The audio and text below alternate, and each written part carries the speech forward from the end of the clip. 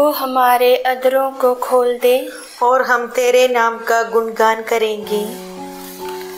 आमंत्रक अग्रसूत्र।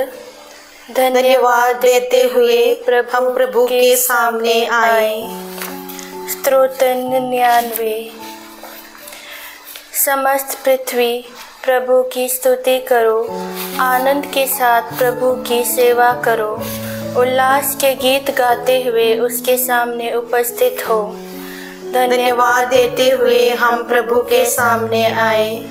यह जान लो कि प्रभु ही ईश्वर है, उसी ने हमें बनाया है, हम उसी के हैं, हम उसकी प्रजा और उसके चरागाह की भेड़ें हैं।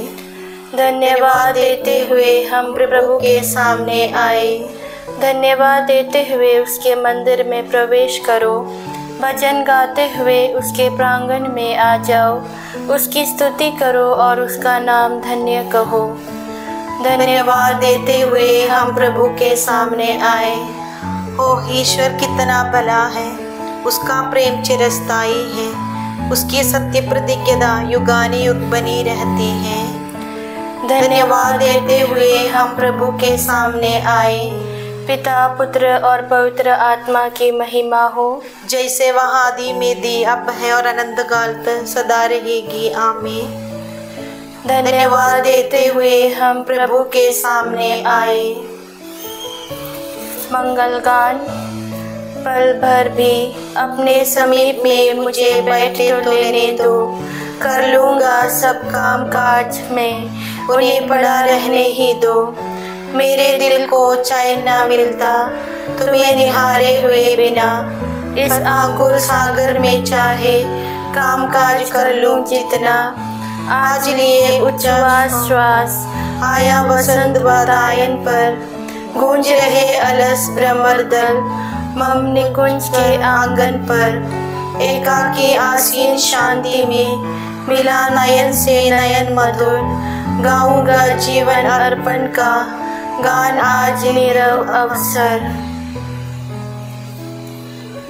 पहला अग्रसूत्र।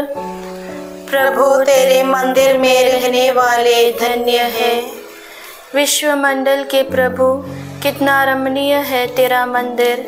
प्रभु का प्रांगण देखने के लिए मेरी आत्मा तरसती रहती है। मैं उल्लास के साथ तन मन से जीवंत ईश्वर का स्तुति गान करता हूँ।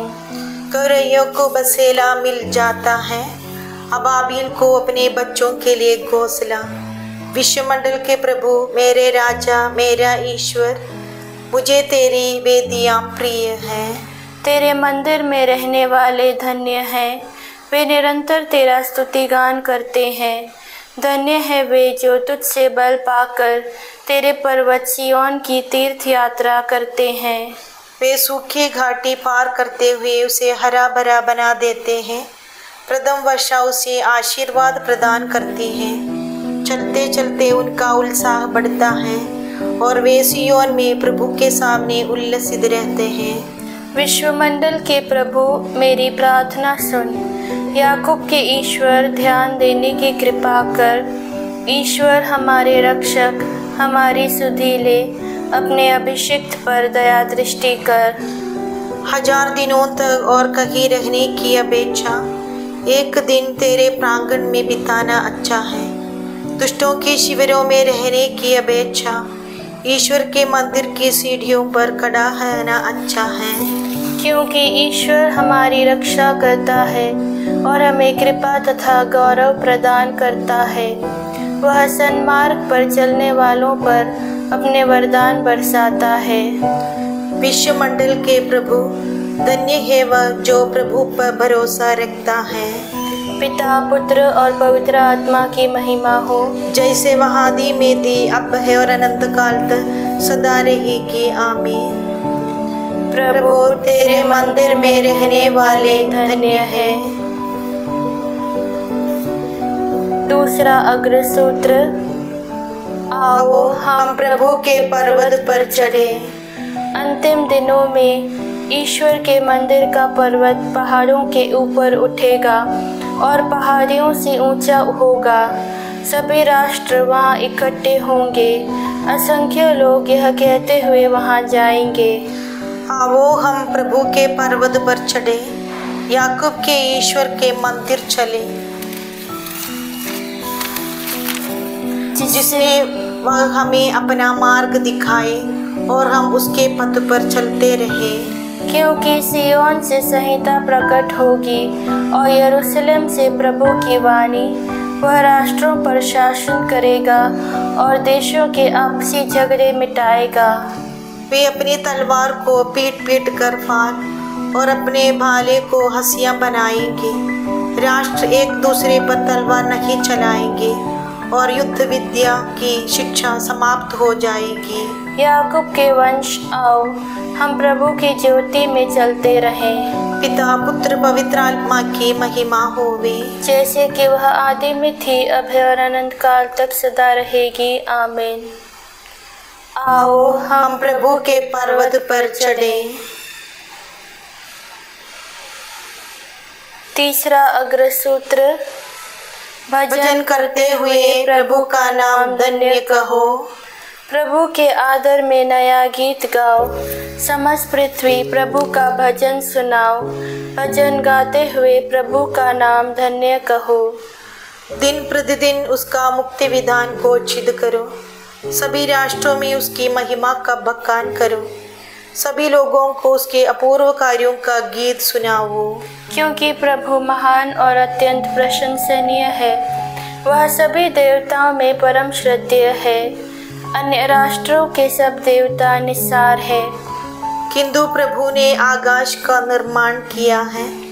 वह महिमामय और ऐश्वर्यशाली है, उसका मंदिर वैभवपूर्ण और भव्य है। प्रभु के सभी राष्ट्रों, प्रभु की महिमा और सामर्थ्य का बखान करो, उसके नाम की महिमा का गीत सुनाओ। चढ़ावा लेकर उसके प्रांगण में प्रवेश करो, पवित्र वस्त्र पहनकर प्रभु की आराधना करो। समस्त पृथ्वी उसके सामने कांप उठे। राष्ट्रों में घोषित करो कि प्रभु ही राजा है। उसने पृथ्वी का उद्धार सुदृढ़ बनाया है। वह निष्पक्षता से राष्ट्रों का न्याय करेगा। स्वर्ग में आनंद और पृथ्वी पर उल्लास हो। सागर की लहरें गर्जन करने लगे, खेतों के पौधे खिल जाए और वन के सभी वृक्ष आनंद का गीत गाए। क्योंकि प्रभु का आगमन निश्चित है, वह पृथ्वी का न्याय करने आ रहा है। वह धर्म और सच्चाई से संसार के राष्ट्रों का न्याय करेगा। पिता पुत्र पवित्र आत्मा की महिमा हो, जैसे कि वह आदि में थी, अब है और अनंत काल तक सदा रहेगी। आमीन। भजन करते हुए प्रभु का नाम धन्य कहो। धर्म ग्रंथ से पाठ। याकूब का पत्र। आपकी बातचीत और आपका आचरण उन लोगों के सदृश हो जिनका न्याय स्वतंत्रता प्रदान करने वाली संहिता के अनुसार किया जाएगा। जिसने दया नहीं दिखाई है, उसके साथ दया नहीं की जाएगी, किंतु दया न्याय पर विजय पाती है। लघु अनुवाक्य। प्रभु तू युगानुयुग सर्वोच्च स्वर्ग में धन्य है। प्रभु तू युगानुयुग सर्वोच्च स्वर्ग में धन्य है। उसी ने अद्भुत कार्य किए हैं। प्रभु तू युगानुयुग सर्वोच्च स्वर्ग में धन्य है। पिता पुत्र और पवित्र आत्मा की महिमा हो। प्रभु तू युगानुयुग सर्वोच्च। गान अग्रसूत्र। हे प्रभु ईश्वर तू धन्य है। धन्य है प्रभु इस्राएल का ईश्वर, उसने अपनी प्रजा की सुध ली है और उसका उद्धार किया है। उसने अपने दास दाऊद के वंश में हमारे लिए एक शक्तिशाली मुक्तिदाता उत्पन्न किया है। वह अपने पवित्र नबियों के मुँह से प्राचीन काल से यह कहता आया है कि वह शत्रुओं और सब वैरियों के हाथों से हमें छुड़ाएगा और अपने पवित्र विधान को स्मरण कर हमारे पूर्वजों पर दया करेगा। उसने शपथ खाकर हमारे पिता इब्राहिम से कहा था कि वह हमको शत्रुओं के हाथ से मुक्त करेगा, जिससे हम निर्भयता, पवित्रता और धार्मिकता से जीवन भर उसके सम्मुख उसकी सेवा कर सकें।